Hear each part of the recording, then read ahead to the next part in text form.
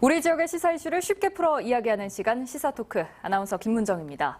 지방선거로서는 역대 최고의 사전투표율을 기록하며 최종 투표율에 대한 기대감이 높았던 6.1 지방선거. 하지만 의외의 결과가 나왔습니다.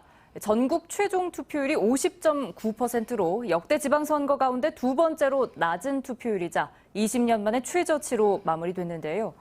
전북은 이보다 더 낮은 48.6%의 투표율을 보였습니다. 과연 여기에는 어떤 민심이 반영돼 있는 걸까요? 오늘 시사토크에서는 지방선거 결과를 놓고 민심과 전북 정치 지형의 향방을 가늠해보려 합니다. 참여자치 전북시민연대 지방자치연구소 김영기 소장, 그리고 최영호 변호사, 전북일보 김윤정 기자 세 분 함께합니다. 어서 오세요. 네, 안녕하세요. 예.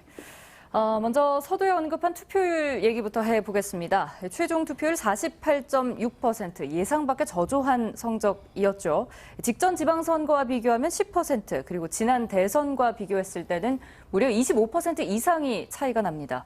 여러 이유가 있을 수 있겠지만 이 대선부터 해서 선거가 계속 몰아치다 보니 이미 정치에 실망해 있던 유권자들의 피로감이 극에 달했다, 이런 평가가 나오고 있는데 야당 지지자들이 투표장에 나오지 않은 이유 어떻게 보시는지요, 소장님?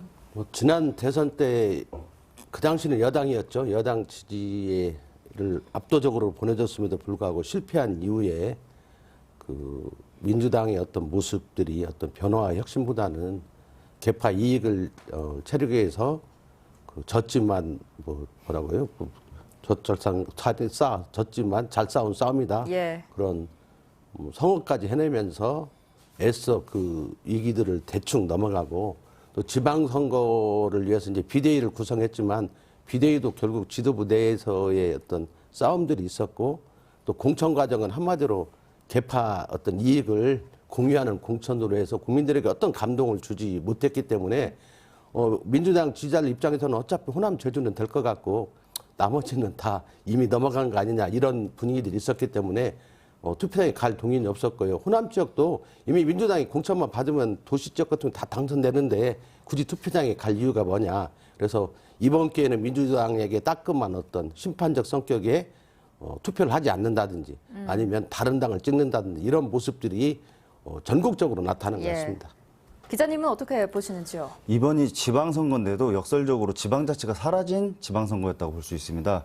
이재명 총괄상임선대위원장이 출마를 함으로써 모든 이슈가 거기로 블랙홀로 빨려 들어갔고요. 그냥 전북 사람들만 하더라도 개항을 소식은 알아도 우리 지역에서 누가 나오는지 모릅니다. 그러니까 워낙에 이제 문자가 많이 오니까 이제 우범기, 강임중이 누군지를 아는 것이지 그냥 보면은 누군지 얼굴을 모릅니다. 그럴 정도로 무관심한 상태였고, 그리고 민주당을 지켜야겠다는 지지층의 결집도 좀 약했던 것이 사실이고, 그런 상황에서 국민의힘은 또 못 찍거든요. 또 우리 전라북도 사람들이 그런 것들이 겹치면서 그냥 투표장에 나가지 말자라는 게 본인들이 심판해야겠다가 아니라 그냥 귀찮아진 거라고 생각을 합니다. 예, 변호사님께도 같은 질문 여쭙겠습니다. 사실 좀 호남 지역이 유독 좀 낮았던 것 같아요. 우리 지역도 사실 지방선거 기준으로 봤을 때 전체 전국 평균에 좀 낮고, 광주 같은 경우에는 이제 전국 최하위를 했단 말이에요. 사실 우리가 대선을 기준으로 봤을 때는 항상 호남이 적극적으로 투표하고 항상 타 지역보다 높았는데, 근데 지방선거를 기준으로 봤을 때는 뭐 아주 높거나 아니면 조금 높거나 조금 낮은 정도, 평균치에서 크게 벗어나지 않았어요. 근데 사실 좀 상징적인 게 광주의 투표율이죠. 37.7%는 예. 이게 지금 민주적 정당성이 있나 의심받을 정도인데, 전북은 48.6%면 그래도 양호한 거 아니야 생각할 수 있는데, 전주, 군산, 익산만 따져봤을 때에는 군산이 37, 전주가 40, 그리고 익산이 한 45.5% 정도 나왔어요. 그랬을 땐 사실은 이 지역 내에서 경쟁이 없는 지역 같은 경우에는 전주, 군산, 익산 다 크게 경쟁이 없었거든요. 본선에서. 경쟁이 없는 지역 같은 경우에는 극하게 지금 투표율이 낮아졌다고 볼 수 있고, 호남에서 지금 민주당은 지금 아마 되게 민주당 전북도당 같은 경우는 잘했다고 이렇게 자아자찬성 글도 막 올라오시고 하시더라고요. 근데 지금 이 투표율이나 지금 이 민주당 지지율도 지금 계속 빠지고 있었던 상황이었는데, 이 대안이 없어서 민주당을 찍긴 했지만 지금 이 민주당 정당성을 잃어버릴 정도의 투표율이 나온 거는 분명히 반성해야 될 지점이다라고 좀 보여집니다. 예. 말씀하신 대로 결과만을 놓고 보면 큰 이변은 없었습니다. 기초단체장, 그러니까 시장 군수들의 당적을 보면 민주당이 11명, 무소속 3명인데요. 선거 과정에서 이런저런 잡음이 끊이지 않았던 민주당은 그래도 기대 이상의 성적을 올렸다, 이렇게 입장을 발표를 했고, 국민의힘은 아쉽긴 해도 전북도의회 그리고 전주시, 익산시, 군산시에서 각각 1명씩 비례의원을 선출해 의미가 있다고 자평을 했습니다. 정의당은 4년 전에는 전북에서 모두 7명의 도의원과 시군의원 배출했지만 이번에는 비례의원 2명의 의원을 배출했습니다. 정당별 희비가 조금 엇갈리고 있는 것 같은데요. 김 기자님 어떻게 보십니까? 이번에 정당별 희비를 보면은 민주당은 사실 지금 도당도 웃지 못할 겁니다. 왜 그러냐면 전라북도 정치라는 게 완전히 민주당 중앙당에서 좌지우지하고 사실상 자치단체장이나 국회의원을 임명한 거라도 봐도 무방할 정도의 민주당 정치이고 예. 지금 무소속이 3명이 됐지만은 그분들 민주당이 받아준다면 언제든지 들어갈 수 있는 마음이 준비가 돼 있을 겁니다. 근데 이번에 민주당이 전북에서의 승리를 자평하기에는 남원하고 완주는 단일화했으면 졌을 겁니다. 그리고 고창에서도 고창 군수가 현역이기 때문에 긴장감 좀 덜하셨어요. 제가 좀 직접 만나 뵀을 땐 그랬습니다. 예. 만약에 거기서 조금 더 치고 했다면 고창도 뺏길 수 있었고, 그리고 이번에 떨어진 구경석 후보 뭐 최영일은 됐지만요. 지금 무소속으로 나오신 분들의 지금 공천 배제 사유가 사실상 도덕성이었어요. 근데 그분들이 그런 문제 없었으면 민주당 후보가 졌습니다. 이번에 민주당 후보에서도 예를 들어 최경식 후보 같은 경우에는 인지도가 낮았어요. 근데 민주당 바닥 민심으로 된 거거든요. 그거를 언제까지 우리가 유지할 수 있을 거라 민주당도 생각하면 안 되는 상황이 온 것이고, 국민의힘은 역시 제가 이제 서울에서 이제 활동하다 보면은 주변에 서울에서 이제 보통 길게는 이제 대학 시절부터 한다면은 한 18년 정도, 15년 정도 서울시 생활을 했던 전북 출신이나 호남 출신 친구들이 굉장히 민주당을 욕을 많이 합니다. 근데 결국에 가서 도장을 딱 들고 국민이 찍으려고 하면은 안 된대요. 그게 관성적으로 민주당 찍고 나온다는 겁니다. 투표소 안에만 들어가기만 하면 네. 그렇다는 거죠. 근데 예. 우리 지역의 매수는 또 다른 것이 그냥 다 꼴배기 싫으니까 안 나가버리는 거예요. 근데 서울에서는 고민했다가 저도 사실은 누구를 찍었다 말은 안 하겠지만은 들어가면 굉장히 시간이 걸립니다. 이게 민주당 찍기 싫은데 굳이 이렇게 또 국민의힘으로 안 가는 그런 현상들이 있는데 이번에 민주당이 그걸 너무 믿어서는 안 된다. 좀 국민의힘에서 사실 그 인물들이 많이 안 나왔거든요. 그분들이 이분들이 봤을 때 사실 정운천, 조배숙 말고 아는 사람 없잖아요. 좀 그런 부분들이 유권자들이 또 실망을 주지 않았나 싶습니다. 예, 뭔가 완벽한 승리는 아니었다, 이렇게 예. 평가를 해주신 것 같고요. 변호사님 어떻게 보세요? 지금 뭐 사실은 여기서 민주당 기초지자체장이 되거나 광역단체장이 되거나 이게 사실 뭐 뉴스거리는 아니잖아요. 굉장히 뭐 좀 당연한 결과가 나왔다고 보여지는데, 근데 저는 좀 유의해야 될 점이 아까 투표율은 낮은데 득표율은 굉장히 올라갔어요. 그러니까 가장 당 지지율을 좀 보기 위한 좀 지표로 봐야 될 것이 광역 비례득표율인데, 이게 보니까 그 2018년 때보다 더 올라갔고, 그 다음에 도지사 득표율도 사실은 2018년 때보다 뭐 껑충 뛰어서 10%가량이나 더 올라갔죠. 사실 그래서 오히려 민주당에 대한 지지세가 더 굳건해진 거 아니냐. 뭐 이런 생각을 사실 좀 처음 쉽게 하게 될 수 있을 것 같은데, 말씀대로 이게 좀 샴페인을 터뜨리면 안 되는 게, 기본적으로 지역 내에서 민주당 후보와 싸울 만한 대체 후보가 전혀 없었다는 점이 하나 있었고, 두 번째는 투표율 자체가 너무 낮아졌어요. 사실은 이거 자체는 지금 투표하지 않으신 분들을 투표장으로 이끌 만한 세력이 나타나거나 그런 어떠한 정치 변혁을 이끌어 나갈 수 있다고 한다면 얼마든지 다른 또한 선택도 가능하다는 뜻이 될 거니까요. 사실 좀 민주당이 망했다는 건 사실 뭐 별로 뉴스가 아닌 것 같아서 그런 지점을 좀 유의 깊게 좀 봐야 될 것 같아요. 그럴 가능성을 좀 염두에 두고 계신 사실 거겠죠? 이 투표하지 않는 것도 사실은 적극적인 의사소통 수단이 하나일 수도 있거든요. 네, 알겠습니다. 소장님은 어떻게 생각하시나요? 저는 이번 선거를 겪으면서 좀 오랫동안 시민사회에 있었는데 진짜 전북 도민을 위해서도 대한정당이 나와야겠다 이런 생각이 듭니다.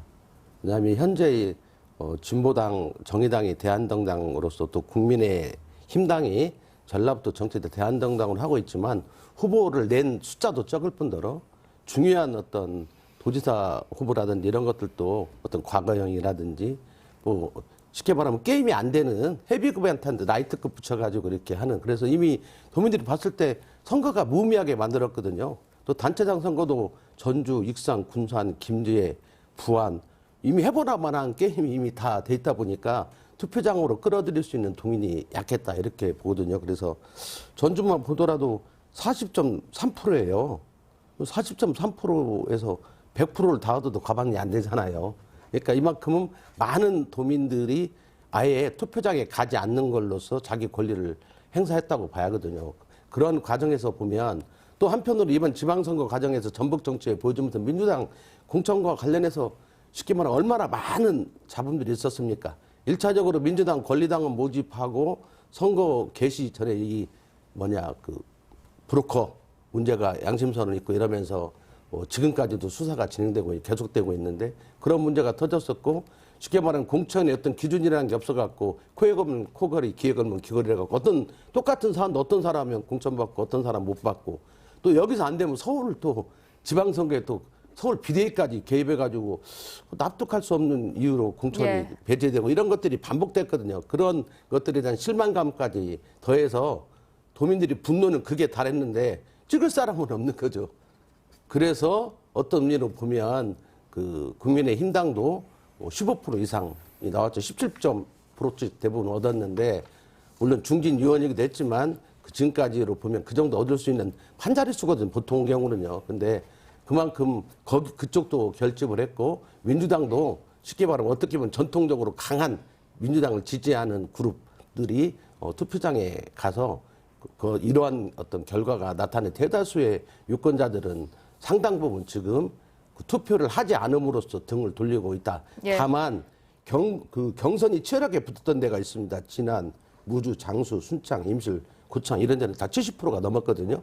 그러니까 전주권, 익산, 군산권과 비교가 되는 거죠. 왜 거기는 투표율이 과거보다는 좀 적었지만 그래도 70% 중반대를였고, 순창 같은 경우는 77.8%가 나왔다면 상당히 치열했다는 거죠. 지방선거에서 이렇게 나오면 높은 투표율이거든요. 거기는 무소속과 그 민주당 후보가 치열하게 경쟁을 했었고 무소속이 됐죠. 물론 그 무소속도 얼마 전까지는 민주당이었지만 이런서 농촌 지역에 경선이 치열하게 붙은 데는 투표율이 다 70%를 넘었다는 것은 또 반증하는 것이 있다고 봅니다. 그러니까 종합해보자면 일부 지역에서는 선출된 이들이 과연 대표성을 띨 수 있는가, 이런 문제 제기를 좀 해주신 것 같습니다. 연이어서 치러진 선거로 대통령과 지방 권력은 국민의힘이 쥐게 됐지만 국회 다수당은 여전히 민주당입니다. 이번에 함께 치러진 보궐선거에서는 7석 가운데 민주당이 2석을 더 얻었고 국민의힘은 5석을 더 얻었는데요. 견제와 감시는 사실 너무나도 가능할 것 같은데, 문제는 사실 국민들이 궁극적으로 바라는 건 협치잖아요. 원활한 소통과 협의 이루어질 수 있을까요, 변호사님? 사실 이제 협치나 이거에 대한 주체는 사실은 이제 집권 여당이 될 거예요. 집권 여당이 야당에게 일종의 양보도 하고 구애도 하고 해야 되는 거라, 원칙적으로 좀 말씀을 드리면 이건 협치의 책임은 집권 여당 대통령에게 있다. 이 말씀을 드리고 싶은데, 사실 좀 그걸 떠나서 지금의 어떠한 야당인 민주당이 사실 너무 크고, 아직도 사실 이 지난 선거, 대선이나 지방선거 이후에 반성이 없을 것 같아요. 본인들의 과오를 아직 인정하지 못합니다. 왜냐하면은 특히나 지금 우리 지역도 그렇고, 지난 어차피 2020년 총선까지 좀 넘어가야 되는데, 그때 이후에 사실 어떠한 부동산 폭등이나 검찰 조국 사태나 이런 걸 겪었음에도 사실은 총선은 대승을 했단 말이에요.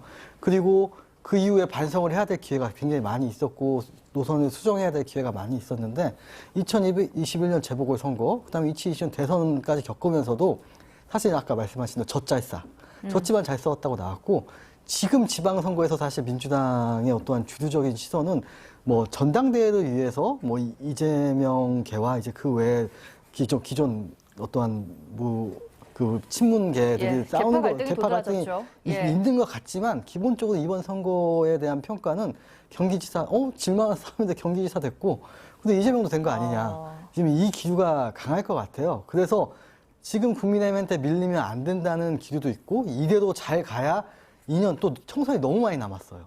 2년이나 남았기 때문에 2년까지 대우를 그러니까 민주당의 어떠한 가장 큰 대우는 분당하지 않고 180석 거야를 유지를 해야 된다가 좀 될 것 같아요. 사실 2년 후에 만약에 여기 계신 분들도 말씀하시겠지만 그렇게 된다고 하면 사실 좀 너무나 크게 또 있어야 할 야당이 없어질 수도 있는 사태가 벌어질 수 있거든요. 근데 그걸 지금 반성하거나 이걸 쇄신하거나 뭐 말은 이제 반성도 하고 뼈를 깎는 쇄신도 한다고 하겠지만 그럴 좀 기회가 없지 않을까라는 좀 불길한 예감이 좀 들고 있습니다. 네, 김 기자님은 어떻게 보십니까? 지금 여야 협치를 말하기 전에 지금 민주당 내부 정리가 먼저 시급할 것 같은데요. 민주당 내부에서 지금 이제 교통 정리가 안 되고 있기 때문에 8월 전당대회까지는 지금 협치를 얘기하기 좀 이른 상황이 왔다. 지금 방금 전에 분당 가능성 말씀하셨지만 지금 상당히 상황이 엄중해져 가지고 지금 NI에게는 지금 아침에 조창회 했다는 거 아니에요. 그럼 이재명에게는 조용히 있지만은 굉장히 강력한 사람들입니다. 절대 안 질 거예요. 절대 지지 않고. 그리고 SK계도 좀 제가 볼 때는 SK계가 이재명계로 붙는 듯한 느낌이 들었습니다. 전라북도 정치권 같은 경우에는 정세균 전 국무총리가 전북 정치의 거목이면 좋은 말로는 거목이고 나쁜 말로는 막부 정치고 그분이 점지한다는 거 아니에요. 그런 얘기까지 놔둘 정도로 강력한 힘을 갖고 있기 때문에 우리 지역 의원들 대다수는 SK인데 이분들이 다 이재명 쪽으로 붙었다가 이제 눈치 보기 시작하고 있어요. 근데 NI로는 안 갈 거란 말이에요. 그렇다면 NI, SK가 합친다면은 분당이 가능한데 절대 두 분은 합치기가 힘든 상황이기 때문에 아마 거대 야당은 유지해야 된다는 의견 속에서 이제 이재명 지금 이제 당선인이 당대표로 나오느냐 첫 번째가 쟁점이고 두 번째는 이제 홍영표 의원 나오실 것이고 아마 SK계에서도 나올 겁니다. 그러면은 이재명계에서도 이재명 지사가 이재명 당선 안 나온다 하더라도 누군가는 보낼 거란 말이에요. 아마 그렇게 그 새 계파가 어떻게 정리가 되느냐에 따라서 이 협치도 얘기하고 할 수 있는 거지 민주당 내부가 정리가 안 된 상태에서 협치할 일을 찾고 그리고 또 염려가 되는 것은 지금 민주당에서 광역단체장이 나왔단 말이에요. 김관영 이제 당선이 나왔는데 그분을 민주당이 정치적 도구로 활용하지 않았으면 좋겠다. 정말 이번에 민주당 다 쓸려 나갈 때 전북이 지켜줬잖아요. 정말 전북한테 잘해야 되는데 반대로 갈 가능성이 굉장히 높은 상황이다. 지방선거에서 된 광역단체장과 기초단체장 그리고 전북 국회의원들이 민주당의 도구로만 쓰이지 않았으면 좋겠다라는 말씀도 드리고 싶습니다. 예, 그러니까 종합해보자면 계파 갈등이 어떻게 매듭 지어지느냐에 따라서 좀 향방이 결정될 거다 이런 얘기도 해주셨고 또 이번에 선출된 호남의 민심을 좀 무시하지 말아줬으면 좋겠다 이런 얘기로 들립니다. 교육감 선거 결과 이야기도 나눠보겠습니다. 유독 진영 논리도 뚜렷했고 과열 양상만큼 네거티브도 많았던 그런 선거였는데요. 그간 혁신학교로 대표됐던 이 진보 교육감들에 대한 교육 주체들의 피로도가 커서 보수 후보들이 오히려 약진했다 이런 얘기가 나옵니다. 우리 전북에서는 민주진보 단일화를 주장한 천우성 후보를 제치고 서거석 후보가 당선이 됐는데 서 후보도 본인을 진보 계열이라고 주장했거든요. 서 후보 당선의 의미 어떻게 보시는지요, 소장님? 일단 뭐 보수 진보는 중요한 내용이 아닌 것 같고 제가 볼 때는 두 분 다 보수 같은데요. 그런 어떤 내용인 것 같고요. 뭐 전라북도에서는 다 진보라고 말하지 않으면 설 자리가 없으니까 다 진보라고 하는 건데 실제 하나하나 뜯어보면 그런 거 같은데 그게 그 중요한 것 같지는 않습니다. 누가 과연 진정으로 그 12년 동안 황폐화된 전북 교육을 되살려내면서 새롭게 궤도에 올려놓는가 이게 중요한데 서거석 당선자죠. 당선자가 됐으니까 이제 덕담을 해야겠죠. 이미 다 모든 경기는 끝났으니까 그 실제 옛날 전북대 총장 시절에 보여줬던 어떤 그러한 카리스마라든지 리더십 주도력을 바탕으로 해서 이 쉽게 말하면 낙후되어 있는 어떤 전라북도의 교육을 반열에 올려놔야 할 것 같습니다. 그 최근에 지금 전라북도를 보면 뭐 선거 과정에서 보니까 기초학력 미달에 대해서도 상당히 많은 어떤 주안점을 두고 있는 것 같고요. 또 그럼에도 불구하고 이 중간층의 어떤 이 많이 학력이 몰락했거든요. 그래서 대표적으로 보면 전북대학교는 이제 곧 국립대잖아요. 그런 국립대 진학률이 전북 지역 학생들이 50%가 안 넘어서 한 40%대에 머무르고 있어요. 그래서 군에 따라 혜택이 많은 거 아닙니까? 사립에 비해서는 학비도 적고 이런데 그런 혜택들을 지금 외국인 학생하고 타 지역 사람들이 와서 혜택을 보고 있다는 것 자체가 그만큼 학교에서 쉽게 말하면 최소한의 어떤 어느 정도 학력은 보장이 돼야 그들이 원하는 어떤 대학을 갈 수 있는 거 아닌가 그래서 그런 학력의 문제가 있는 것 같고요. 너무 쉽게 말하면 어떤 불통행정이 있었잖아요. 그러다 보니까 원래 교육청과 지자체는 밀접하게 유기적으로 연결되면서 지자체에 많은 도움을 받아야 하거든요, 교육청이. 근데 우리 김성환 12년 동안은 불통으로 해가지고 대부분 갈등 구조가 형성되다 보니까 교육청하고 지자체가 거의 소통이 이루어지지 않다 보니까 원래 주의할 한 10% 정도는 예산이 있습니다. 지자체 예산에. 그것도 제대로 안 갔을 뿐더러 플러스 알파는 더더욱 없었죠. 그래서 그런 것들도 새롭게 복원해내면서 이 학교 교육뿐만 아니라 어차피 돌봄의 문제는 학교 혼자 해결할 수 없는 거거든요. 그건 지자체와 연동을 해서 학교는 교육을 중심으로 하고 돌봄은 원래 지자체가 담당하는 게 맞거든요. 근데 이런 것들이 요즘 보니까 뭐 유세에서는 학교에서 다 돌봄을 책임지겠다고 거꾸로 가고 있더라고요. 제가 볼 때는 그런 문제라든지 이번에 보니까 교육회 수장 올라온 사람들이 어떻게 네거티브가 심한지 참 불안할 정도로 일반 지자체보다 더한 모습들을 보여줬는데 이제 그런 선거가 끝났으니까 그런 상처를 보도 않고 잘 나가야겠죠. 그리고 선거 때 그렇게 네버티브 한 사람들은 엄중한 법의 심판을 받아야 합니다. 검찰이 명확하게 수사해서 허위사실이나 이런 거 있으면 법대로 처리해가지고 그런 것들이 안 나타나는 문제는 또 다른 문제인 것 같습니다. 네, 변호사님은 어떻게 보세요? 저도 뭐 비슷하게 당선자에게 뭐 축하의 말씀 드리고 아마 이제 지금 당선자는 기존에 삼선을 하신 교육감과는 좀 다른 길을 가시려고 하셨고 그러한 걸로 처음부터 여론조사 높게 나왔던 것 같아요. 그리고 당선도 되신 것 같고 뭐 그런 부분들이 있긴 한데 저는 좀 사실 좀 원론적인 얘기 좀 하고 싶어요. 교육감 선거 교육자치라고 얘기하는데 사실 교육청이 어떤 일을 하시는지 다 아시는지 좀 궁금하긴 해요. 사실 거의 대부분의 예산이 이제 이 인건비로 나가고 사실 가용 예산도 적을 뿐더러 이 교육부라는 어떤 중앙 정부 기관에 있어서 교육청이 할 수 있는 일 자체가 아주 많지 않은데 이렇게 사실 지금 이번 선거에서 새 후보는 참 다행이에요. 다 15% 이상 득표를 하셔가지고 선거 비용 정도는 보존을 받을 수 있는 상황은 되셨는데 사실 이게 후보가 난립되고 이 교육감 선거를 뜻하는 게 복마전, 아수라장. 아까도 얘기했듯이 네거티브도 되게 심하고 그러니까 정당의 이 후보로 나온다는 것과 개인이 혼자 나와서 한다는 게 너무 크고 게다가 범위는 광역이에요.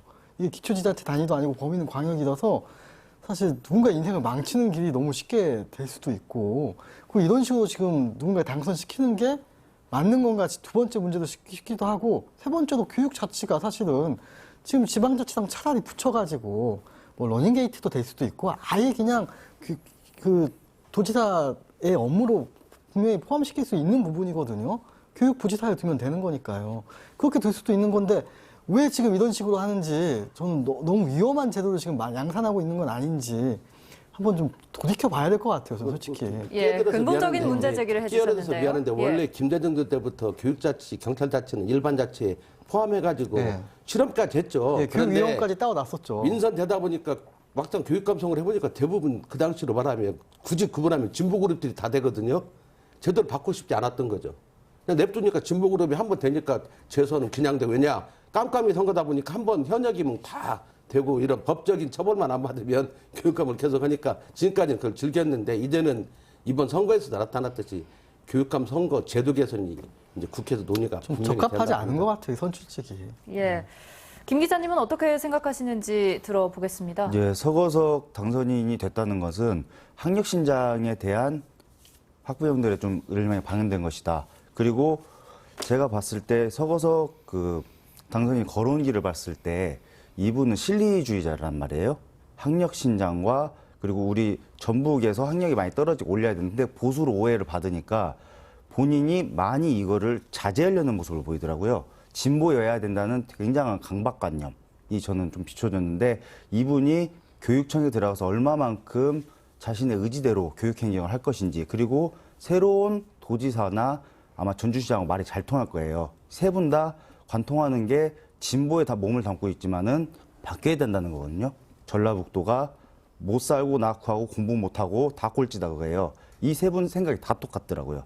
근데 여기서 자칫 잘못하면은 진보로 나왔는데 굉장히 보수적이라는 오해를 받을 수가 있단 말이에요. 그게 누구였냐? 지금 도지사 송하진 지사께서 그런 오해를 굉장히 많이 받았습니다. 한 번도 진보를 떠난 적이 없음에도. 그런 부분들, 그리고 서거석 앞으로의 4년이 김승환 12년을 어떻게 또 지어나갈 것인지도 관전 포인트가 되었습니다. 예. 말도 탈도 많았던 지방선거, 아직 그 여파로 사회가 조금 어수선한 모양새인데요. 소중한 한 표를 통해 혹은 권리를 포기하면서까지 민심이 말하고자 했던 것은 무엇이었는지, 또 앞으로 정북 정치권에는 어떤 변화들이 있어야 할지 당선자들의 각오 영상으로 함께 보시고 나서 이야기 이어가겠습니다.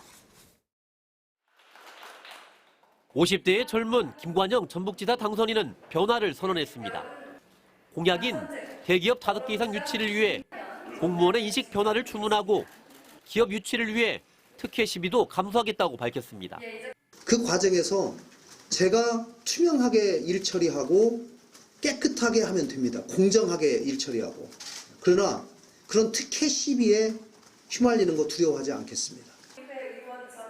서거석 전북교육감 당선인은 김수환 교육감 체제에 12년 동안 전북교육이 침체됐다면서 변화를 약속했습니다.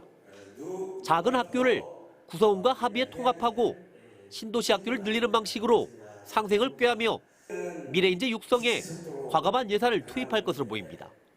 우리 전북 교육 이대로는 안 되겠다. 바꿔야 된다. 살려야 된다. 이런 도민들의 열망이 컸기 때문에 저는 승리를 확신하고 있었습니다. 경제 관료 출신인 우범기 전주시장 당선인은 전주의 슬로시티 지정으로 지역이 정체됐다면서 빠른 개발을 약속했습니다. 민간 개발을 막을 이유가 없다고 전제한 뒤 옛 대한방직터에 200층 타워 개발도 좋다면서 건축 규제를 풀어 랜드마크 조성을 공약했습니다.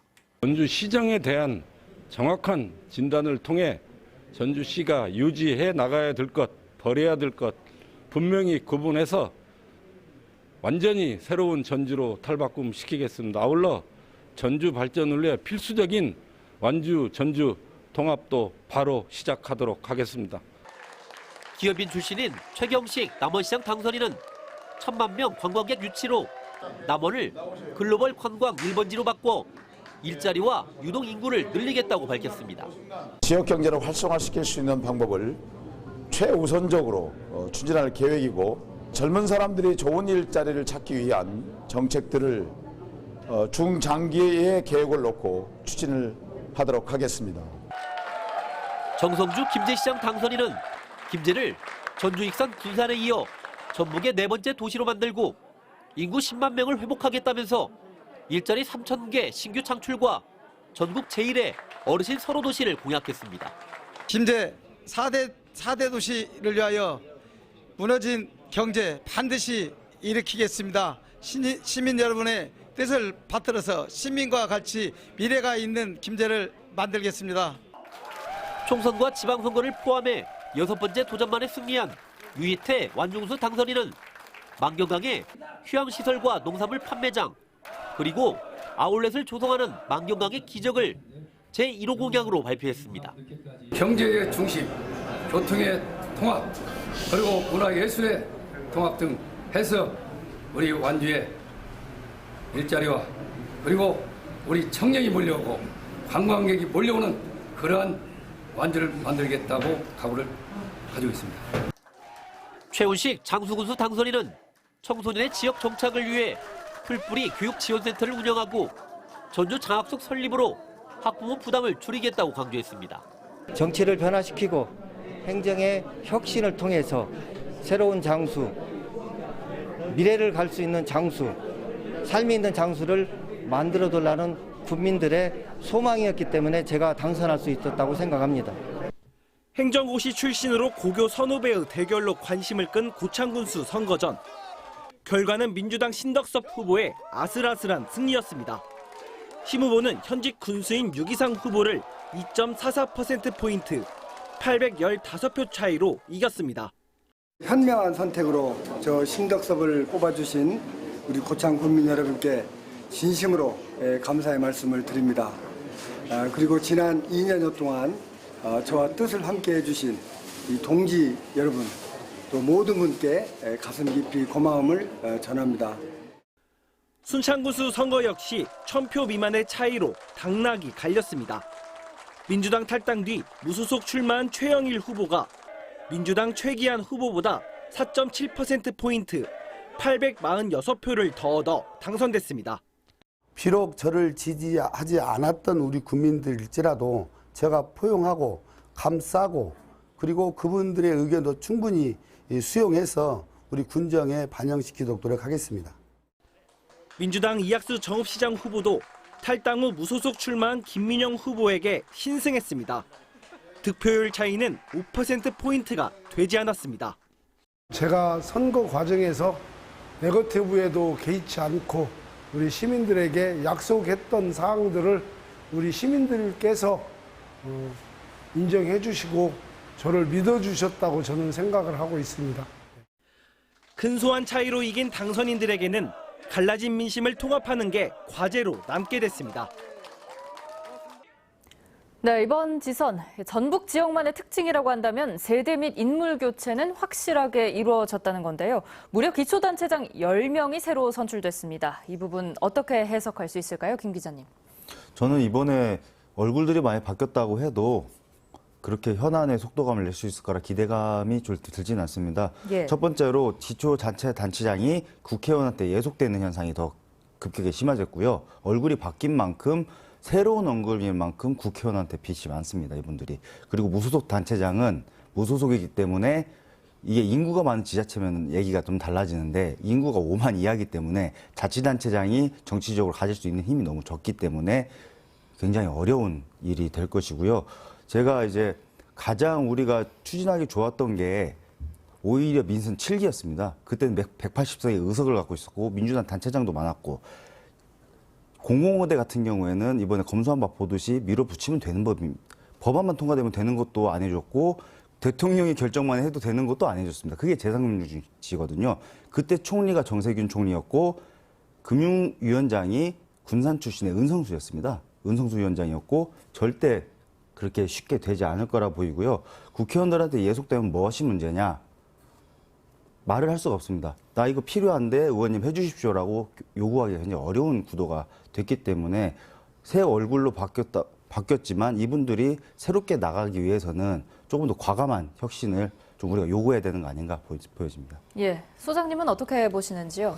저는 좀 다른 생각인데요. 일단 전라북도를 놓고 보면 유정근 지사 이후에 처음으로 관료 출신의 행정에서 벗어나서 이제 정치인 출신, 젊은 출신으로 정치 경험에 있는 또 재선 정치 경험이 있는 분으로 교체가 됐기 때문에 일단 큰 기대를 갖고 있습니다.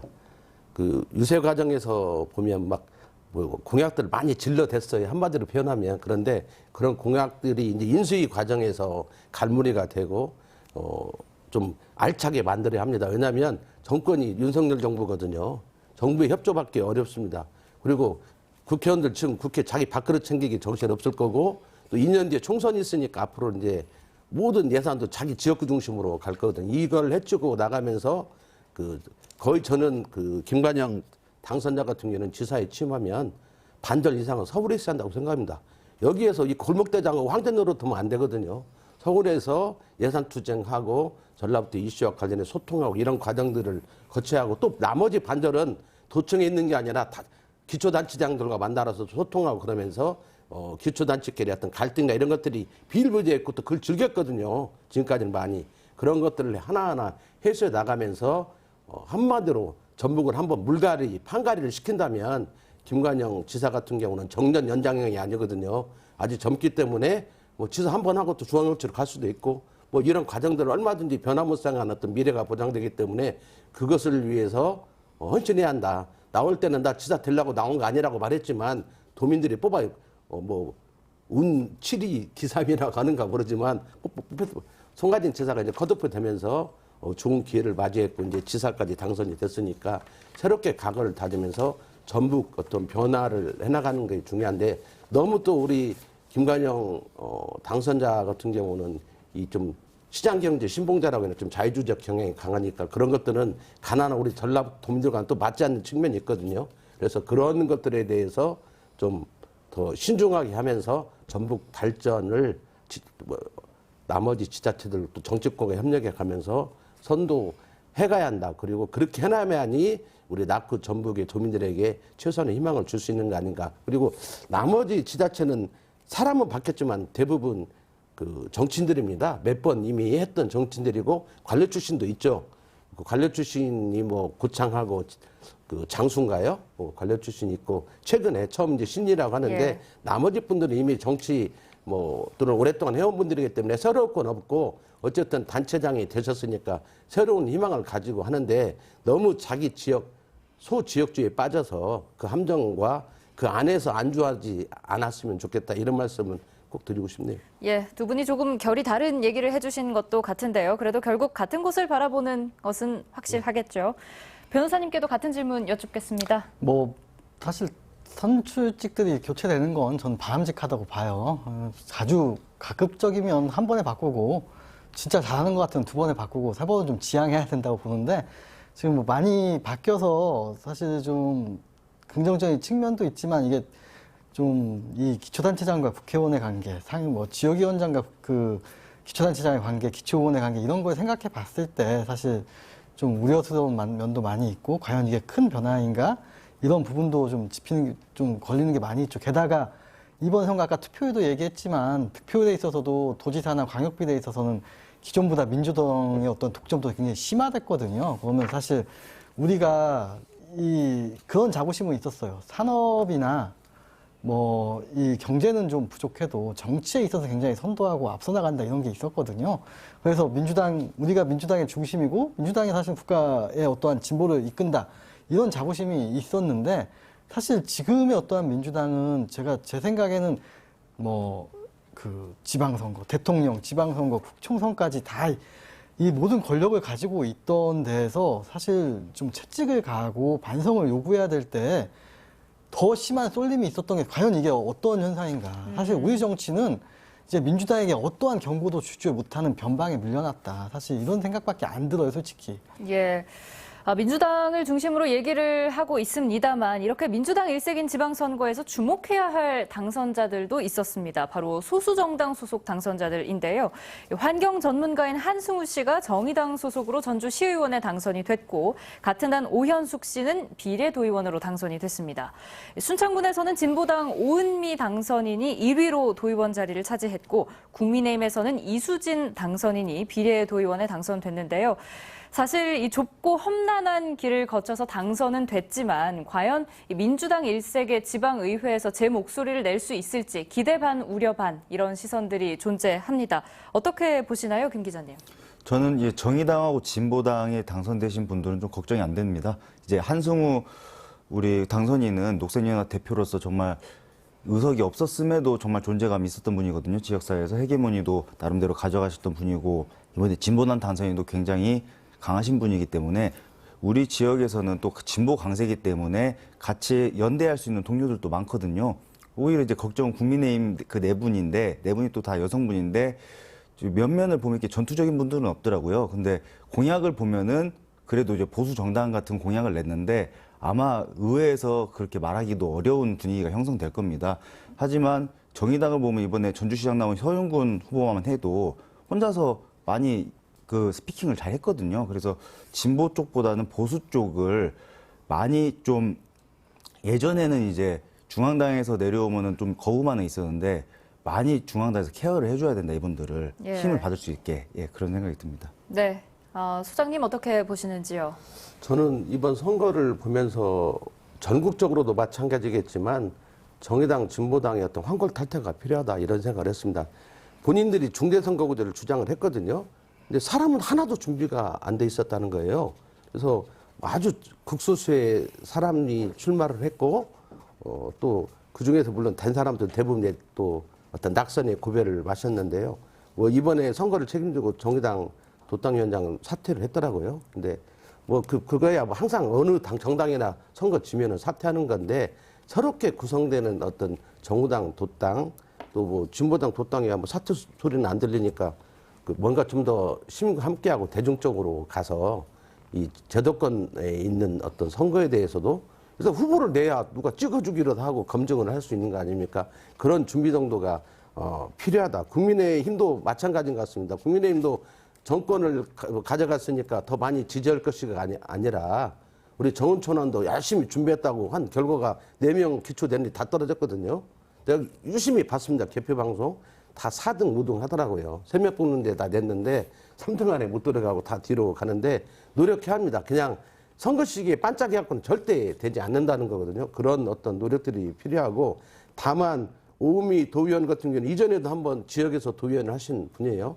그러니까 이미 경험이 풍부하고 또 상당히 소통 능력이 뛰어난 분이고 예. 오연숙 비례 같은 경우는 지난번에도 또 시의원을 2번이나 했죠. 예. 물론 시장 선거 나서 떨어지고 정치를 않는다고 하더만 다시 왔더라고요. 근데 아무튼 이 4분 이제 기초 또 한 분씩 있으니까 4분인데 외로운 섬이잖아요. 그러니까 어차피 민주당이 둘러싸여 있는데 민주당 의원들과 협치하는 게 대단히 중요합니다. 네. 자기 주장만 해서는 안 되고 그들의 도움이 없이는 아무것도 할 수 없거든요. 의회에서는. 그러니까 많은 시간을 민주당 의원들과 대화 소통에 시간을 할애할 것 같습니다. 예.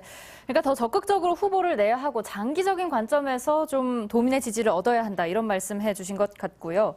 이렇게 새로운 마음, 새 각오로 새 일을 해야겠지만 과거에 대한 확실한 반성과 대책도 필요할 겁니다. 이번 지선에서는 특히 선거 브로커 의혹이 지역 정가의 큰 이슈였죠. 변호사님 어떻게 보십니까? 사실 이제 이게 일반 선거 같으면 이런 일이 잘 안 생겨요. 근데 우리 지역에 좀 독특한 문제인 거죠. 그러니까 민주당 경선이 곧 당선이고 이 경선에서 이겨야 되는 게 이 목표인 이 정당이 이 후보자가 되다 보니까 경선에 이기는 방법이 무엇이냐 이거에 생각을 하게 되는 거죠. 그래서 사실 간단한 방법들이 이제 여러 가지 있어요. 예전엔 착신이 됐었고 뭐 그 뒤에 가장 기본적인 거는 당원 모집. 예전에 이제 경선 과정에 ARS에서 착신이 있었고 지금 같은 경우에는 뭐 저도 처음 알았네요. 주소 이전 뭐 이런 예. 통신사 주소 이전 이런 게 생겨나더라고요. 그래서 사실 가장 원칙적인 건 이 4대 또한 이 의무가 보장된 가운데 그냥 직접 가서 선거를 하는 게 가장 이 간단한 방법인데 이 브로커 같은 건 사실 이제 이 일당 독점에서 생겨나는 문제들이에요. 경선이 곧 당선이라는 이 일당 독점에서. 그래서 다 없앨 수는 없어요. 이 경선이라는 과정이 완벽하게 어떠한 이 외부의 입김이나 내부의 조직력을 배제할 수 있는 방법은 없거든요. 그래서 사실 가장 근본적인 방법은 지역 내에서 경선보다 본선이 더 중요하게 만드는 게 이런 일을 일소에 해결할 수 있는 방법일 거예요. 나머지들은 민주당 경선 내에서 막 이런저런 대안들을 얘기하는데 저도 민주당 경선을 경험해본 입장에서 모든 것들이 다 일장일단이 다 있고 또 만들면 이 새로운 꼼수들이 생기더라고요. 네. 알겠습니다. 김 기자님께도 같은 질문 여쭙겠습니다. 예. 어떻게 보시는지요? 지금 전북 정치가 사실상 다단계 정치거든요. 당원 갖다 사고 팔고 하는. 그러니까 기자들마저도 뭐에 천착을 하냐면 민주당 공천에 천착을 하게 되고 그럼 이 사람이 당원 몇 명 갖고 있대? 이 말을 스스럼없이 하는 분위기가 너무 형성이 됐고 그러니까 현직 기자가 꼈다는 거 아니에요. 근데 그분이 꼈는지 안 꼈는지 저는 모르겠지만은 이것이 어디까지가 사실인지 아닌지 모르지만 이런 얘기가 나온다는 것 자체가 정말 지역에 좀 망신이었다는 것이 조직선거 이거 좀 타파할 거를 민주당 스스로가 좀 해봐야 된다. 근데 그럴 일은 적은데 적어도 우리 정치가 전북 정치가 다단계식으로 하지는 말자. 그러기 위해서는 사실 수사기관의 힘도 필요할 것으로 보입니다. 네. 돈 선거, 금권 선거 의혹에 대한 의견도 조금 궁금합니다. 소장님 간단하게 말씀해 주신다면요. 이 권리당원을 모집하는 것 자체가 돈이 없으면 불가능한 거거든요. 새로운 사람 만나서 자기를 지지하기 위해서 당원에 가입해가지고 회비를 내라고 하는 건 그것도 한 1년 이상 돼야 생기니까 6개월은 무조건 의무고요. 그러니까 이 과정에서부터 돈이 필요하고 아까 또 이걸 직접 보면 또 선거법이 바로 노출되니까 중간 단계를 거치니까 선거 브로커들이 이미 갖고 있습니다. 500개, 사실은 다 연결된 이슈들이죠. 그런 것들이 갖고 있어서 이루어지기 때문에 현재 민주당이 즐기고 있어요, 그거를. 왜냐하면 선거 때 되면 가짜 당원이 한 30만 생겼다가 선거 끝나가면 쭉 빠져나갔다가 또 다시 들어오고 이런 거지. 1년에 한 번씩 선거가 있잖아요. 근데 계속 유지되니까 당비는 걷죠. 근데 그렇게 해서는 결국 망하는 길이고 이 권리당원 경선 여론조작도 다 해버리니까 AR 응답률이 보통 3에서 5%라고 그래. 전문가들한테 들었는데 선거 시기에 34%, 35%. 이게 뭔 정의로운 경선 방법입니까? 말이 안 되는 거죠. 그래서 권리당원 경선을 줄이든지 없애든지 그리고 비중을 줄여야 하고 권리당원의 자격을 높여야 합니다.